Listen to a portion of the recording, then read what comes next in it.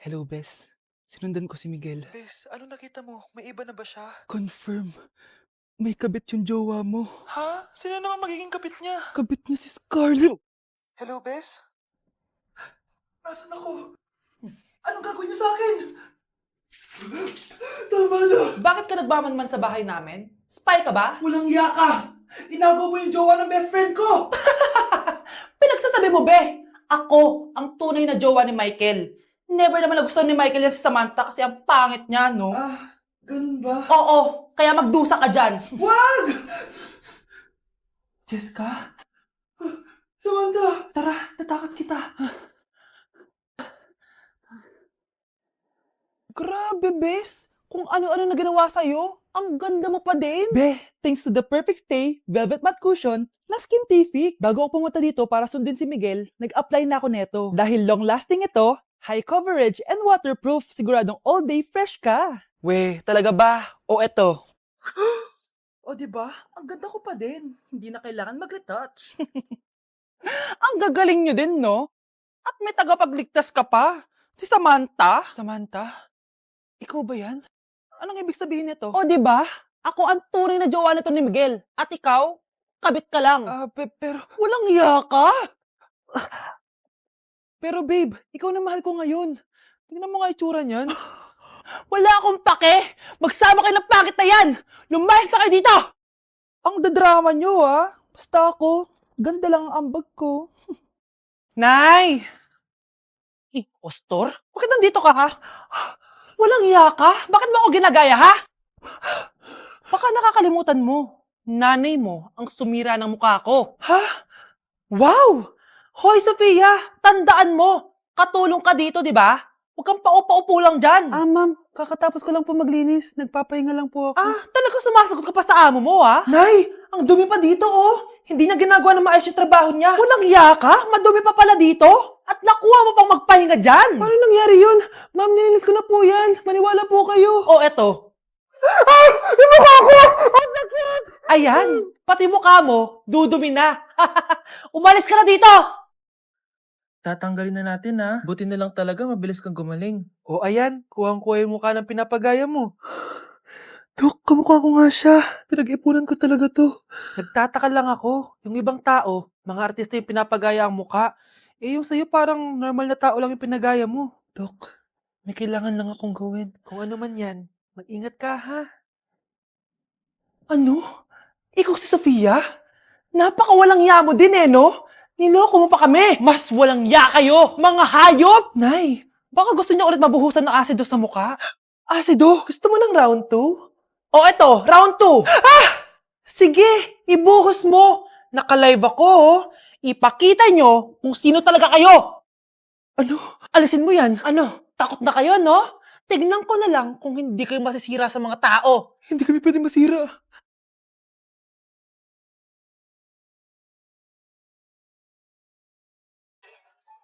Namamas ko po! Ba't ang aga niyo nangangaroling?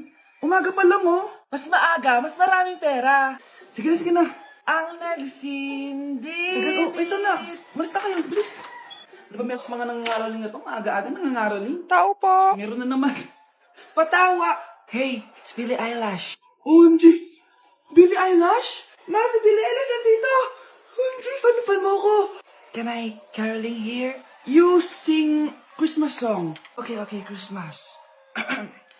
Jingle bell, jingle all the way. Always parties to ride to our first love. Say, here is your money. Only 4 pesos? Give me 1,000. 1,000? I have no money. Go away. Okay, bye. Ano ba yan? Kala ko si Billie Eilish na. Billie Eilish lang pala na class A. Yes! Wala nang nangangaroling. Tao po. Yeah. Tama na, patawad na. Anong tama na? Di mo ba alam na marami akong followers sa TikTok? Listen nyo na lang. It's beginning to look a lot like Christmas. Last Christmas, I gave you my heart, but the very next day, Oh, eto na pamasko nyo, oh. Ha? Send mo na lang sa Gcash. Gcash? Gusto ko na magka-jowa. Yung mga tropa ko may mga anak na. Yung iba kinakasal na. Diligan nyo na ako. Paano ka magkaka-jowa? Eh, lahat na naliligaw sa'yo, ayaw mo. Gusto ko kasi na yung pogi, tsaka yung mayaman. Matulog ka na lang. Baka sa panaginip mo magka-jowa ka. Grabe ka naman, Nay. A few moments later. Ang ganda-ganda ko naman. Bakit wala akong jowa? Sino ba tumatawag? Oh, bakit? Uy, Be, ang gwapo ng bago niyong kapitbahay. Talaga ba? Ako sinasabi ko sa'yo, walang kalandian ngayon, ha? Oo, Be, chance mo na yan para magka-jowa. Ay, teka lang, pupuntahan ko. Ako si Mr. Suave. Oh, grabe. Habulin ng babae. Ang pogi nga. Hi, miss. Ang ganda mo naman. Salamat. Parang, mahal na ata kita. Mahal mo ko? Pwede ba kitang ligawan? Sa wakas, magkakajowa na ako. Si Cherise! Di tayo talo, no? Crush ko yung kapatid mo, si Kyle. Ang cute niya. Akala ko magkakajowa na ako. Okay lang yan. Pwede naman tayong sisters. Sige, sisters. Anak, kailan mo ako papakilala sa girlfriend mo? Nay, wag po kayo magagalit. Girlfriend ko po kasi yung anak ng kapitbahay natin. Yung mayaman na kapitbahay natin. Opo, Nay. I like your taste, ha? Nasaan na siya? Nandito po siya, Nay. Papakilala na kita. Babe, halika. Hello. Ikaw pala yung girlfriend ng anak ko. Anong pangalan mo? Ako si Kendall, ang pinakamayaman at pinakamaganda dito sa barangay nyo. I like your confidence. By the way, kumain ka na ba, Iha? Hindi pa. May masarap ba kayong pagkain dito? Oo naman, masarap ako magluto. Tara, kain na tayo. Ito, kain na tayo. Sarap. Yuck! Disgusting! Ang pangit ng lasa! Lasang... Grabe ka naman! Nagsisisi akong pumunta pa ako dito! Babe, magpapaliwanag ako, please! Ang papangit nyo! Tita! Bastos ka, ha? Ikaw na nga binibigyan ng pagkain! Nag-iinarte ka pa! Tita po! Sorry na po, tita! Nay! Lumayas ka dito! Nay, alis lang ako, ha? Sige, anak. Iniwan niya phone niya. Ano kayang pinag-uusapan nila dito? Mga walang iya kayo. Humanda kayo sa akin. A few moments later. Bakit niyo po kami pinatawag, Nay? Kung hindi ko makikita yung phone ni Kyle, hindi ko malalaman yung pinagsasabi niya sa akin. Lagot tayo, ate. Kung san-san mo kasi nilalagay phone mo, Kyle? Nakalimutan ko eh. Mag-umpisa tayo sa'yo, Kyle. Anay, puro na lang itlog at hotdog niluluto ni nanay. Mas masarap pa magluto yung kapitbahay natin. Sige, next time, ipagluluto kita na sinigang na hotdog. Ikaw, Brianna.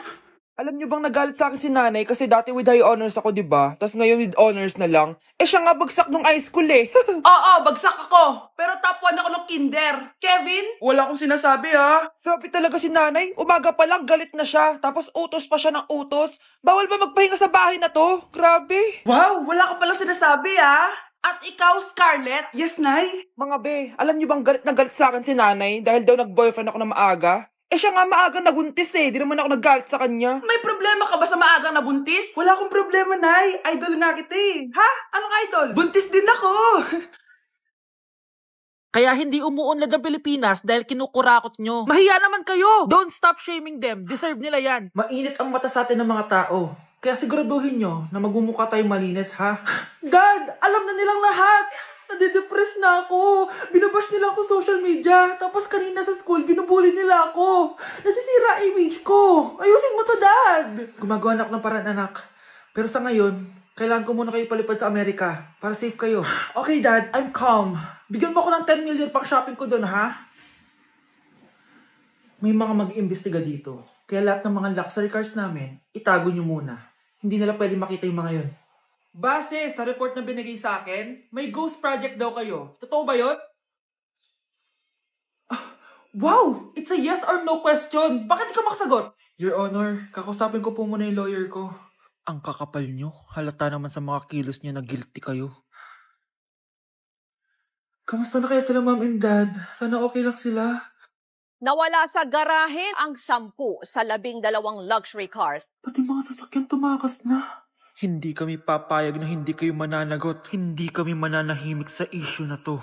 Mare, ito na pala yung anak ko. Anakin niyo na pala, Mare. Balita ko marunong kumanta yan na. Oo, Mare. Anak, kumanta ka nga. Bibigyan ka ng pera ng tita mo. Sige po, Nay. Guess there is something and there is nothing, there is nothing in between.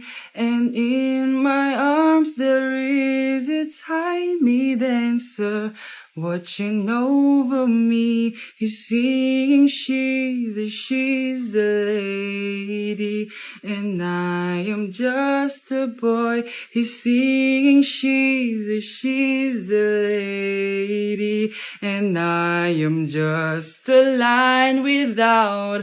Oh baby, I am a wreck when I'm without you. I need you here to stay. O, di ba, Mare? Sabi ko sa'yo magaling yan eh. Alam mo, Mars, pwede mo lang isala ito sa tawag ng tanghalian. O, ito, para sa'yo. Thank you po. Akin mo na to, Mare. Oo, ako muna magtatago. Baka mawala niya pa. Sige, Mare. Okay, class. Last 5 minutes. Hirap naman nito. Be, ano sagot sa number 10? Huwag kang mangopya sa akin, Samantha. Mapapagalitan tayo kay ma'am. Tamot mo naman. Ayaw mo akong pakopyahin, ha? Bilisan nyo, class. 1 minute na lang. Ma'am, nangangopya po si Scarlett sa akin, no? Apakasinungaling mo, Samantha. May nangangopya pala dito. Bagsak ka na sa akin, Scarlett. Apakasama talaga ng ugali mo, Samantha. Nay. O anak, anyari sa'yo? Binagsak ako ng teacher ko. Naniwala kasi siya kay Samantha na nangopya daw ako. Totoo ba yun, Scarlett? Hindi, Nay. Siya talaga yung nangopya sa akin. Walang iya yan ah. Humanda siya sa akin. Tara, anak. A few moments later. Ma'am, bakit niyo po kami pinatawag dito? Eh kasi yung anak mo, sinungaling. Siya naman talaga yung nangopya kay Scarlett eh. Hindi po totoo yan. Para malaman natin kung sino nagsasabi ng totoo sa inyong dalawa, mag-quiz na lang kayo ulit. Patay ako nito. Humanda ka ng mapahiya, Samantha. Okay, time's up. Pass your papers. Scarlett, naka-perfect ka. Yes! Talino talaga ng anak ko. Samantha, wala kang tamang sagot.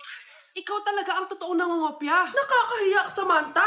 Humanda ka sa akin sa bahay. Tara! Huwag po, Nay. Anak, umaga na oh. Kising ka pa din? Oo, Nay. Bukas na kasi yung thesis defense namin. Kailangan ko reviewin yung mga papel namin eh. Hay naku, baka magkasakit ka na niyan ha. Bahala na, Nay. Last naman na to. Sana makapasa na kami. Good luck anak ha. Galingan nyo. Nay, na-defend namin yung thesis namin! Wow, congrats anak! Ibig sabihin, Oo, Nay! Gagraduate na ako!